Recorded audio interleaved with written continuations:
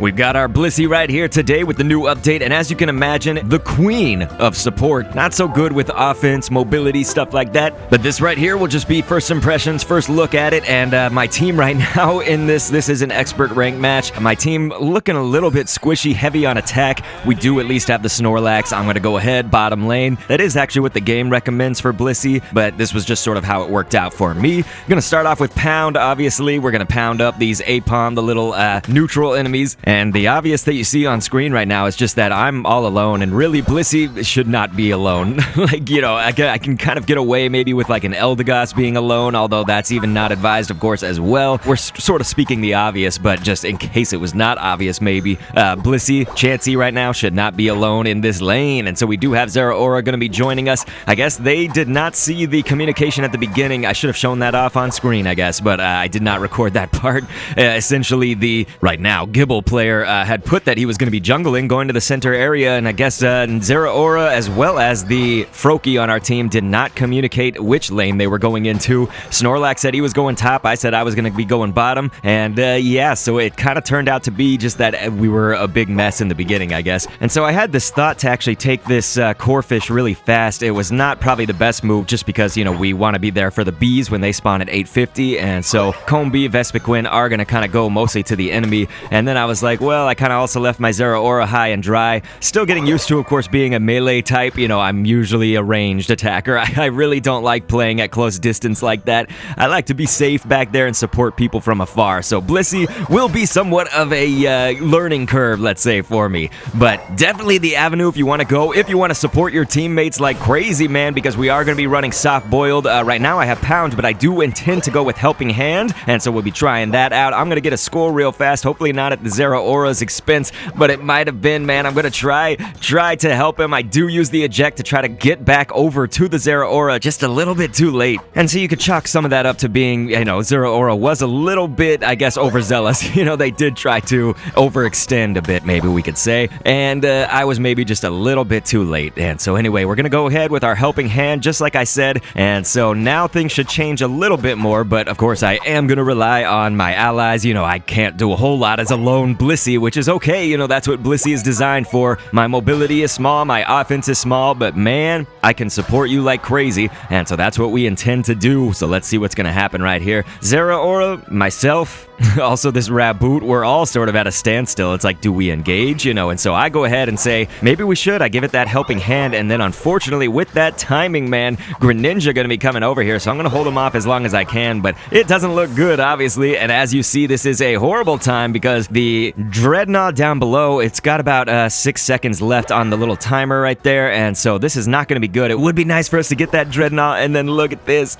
No, going to be meeting my demise. We're going to need some backup, man, because even Zeraora and myself, I don't think we're going to be able to take that right now. So I'm going to go ahead and signal for backup. I mean, we'll see if somebody can make it over. Really, it would be the Gabite's choice right now. It would be the Garchomp player. And so I'm only at 1 point. At least our Zeraora's got that 21 right now. We're going to go ahead and Helping Hand him, try to get down his wild enemies right now really fast so that he can join the battle with me, he or she, of course, that Zeraora player. And so it looks like they are actually going pretty hard for that Dreadnought. We need some backup, man. We really do, except for a little bit too late, of course, because you can see the opposing team now has their experience, their shield that comes with that Dreadnought. So unfortunately, we are not going to get that. Would have been great, but we're not having the best luck, I guess, with our team synergy and stuff like that right now. And especially look at me and Zera, like we're just kind of running around with chickens with our heads bit off, you know, whatever that saying is. And so finally we do have a Greninja joining us up, but I don't know if this is going to be enough, really. I mean, look at that. They just took down that Greninja so fast. You know, we got somebody that's like really squishy. We kind of needed a little bit more support too. We're just not doing as well. They're kind of outplaying us, and so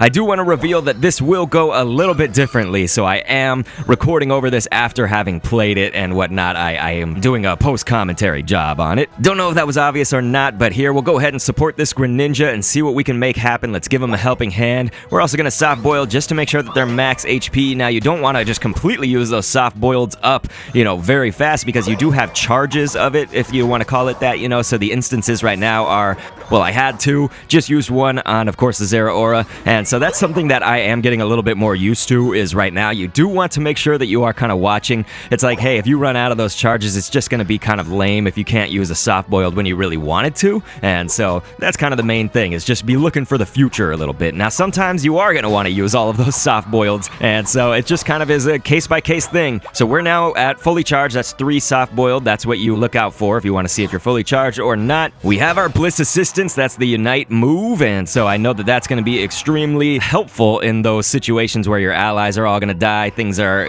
kind of looking like maybe a team fight is going down. Definitely good spot for that if you want your crowd control in the helpful direction. Not crowd control for the enemies, but if you want to help a bunch of your allies and whatnot, that would be really good. So it does appear we are very close to breaking that goal, and it is not going to go down with just 2 points. Look at that. So unfortunately, that's the case. But we at least have, of course, our Garchomp player here now, as well as the Greninja, going to be joining us on here. So let's make this push, I guess, for the bottom lane, because also I see Snorlax down there on the mini-map. Taking a chance, going to be abandoning the top lane right now, and that is okay, except for you can see the opposing team, they are going to get that Rotom right now, and we are going to break that goal, which is okay. This is all good. We're making, mobilizing a strike, right? But I don't really have points to drop or anything, so I'm just going to try to support everybody as best as I can, but also kind of looking, should I get some points? Should I try to drop in right now? It's like we did have kind of an advantage at first, and then we're all sort of starting to disperse, I should say. And so I am thinking like, hey, maybe I can heal you. This would have been a great chance to have some soft-boileds right away. And so then I realized, oh, they're returning to base. So not the best move right there, because I just used my last charge once again of that soft-boiled. So unfortunately don't have that for my allies. This was just not a good chance. And so I am going to Bliss Assistance just like 1 second too late, man, because that Zeraora did fall. Did help out the Snorlax, although the Snorlax also threw out a Unite move. So they were power napping while I did a Bliss Assistance. Maybe not the greatest use of it all, but, it was okay. Like, it did kind of give me at least the result that I was hoping, that we could kind of come out on top for a little while. And then unfortunately, it's just me and Snorlax right here. I don't really know what he's doing, man. It's like the Snorlax, this is where it's difficult to be support sometimes, is like, do I know what my teammates are going to do? Like, that Snorlax just stayed there as like, first we were kind of 2-on-1 in our favor, and then it was 2-on-2, and then he just kind of kept staying there as he was losing the team fight. Me being at melee distance, I couldn't really support from afar, so it's like I was starting to lose a lot of health. We were in a dangerous situation, and then it was 3-on-2. You just saw it wasn't good, and so I was like wondering why the Snorlax wasn't kind of maybe blocking and coming back. They were just like blocking and staying in. They were staying in the fight and on the team's goal. So it was like kind of just a losing proposition in my opinion, and I was trying to get them to come back,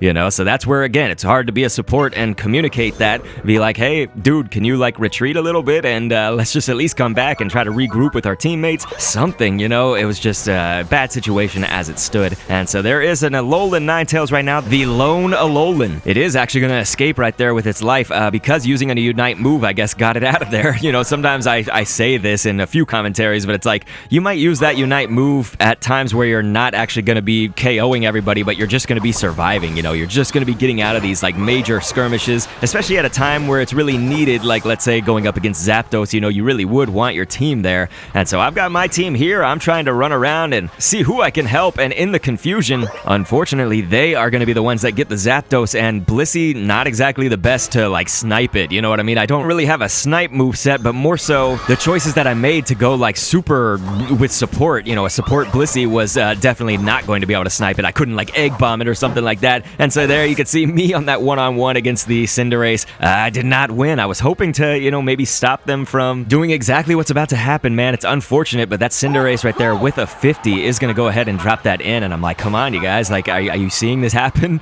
But if they saw it, it was way too late, because you did see that Greninja did super jump back there. They, I think, tried, but it was like a little bit too late, like I said. And so this is just a game of too lates, isn't it? There's a lot of situations where we're too late, just like that. Like, I was coming here to support the Snorlax, and then he's going to return to base just as I'm using a soft-boiled on him. It was probably a good, like, individual move for the Snorlax, but it's just me running around a little bit confused confused, like, hey, I'm trying to support you guys here, but it's just not going the best. And so I do have a little bit to learn, but just overall with Blissey, it's like you don't want to always engage. You want to be able to support your teammates, but Blissey really can get caught in those situations where it's like, okay, I can't even run from this because, Blissey should have that defense and HP and everything, but man, look at that. Like, see how much I got taken down right there?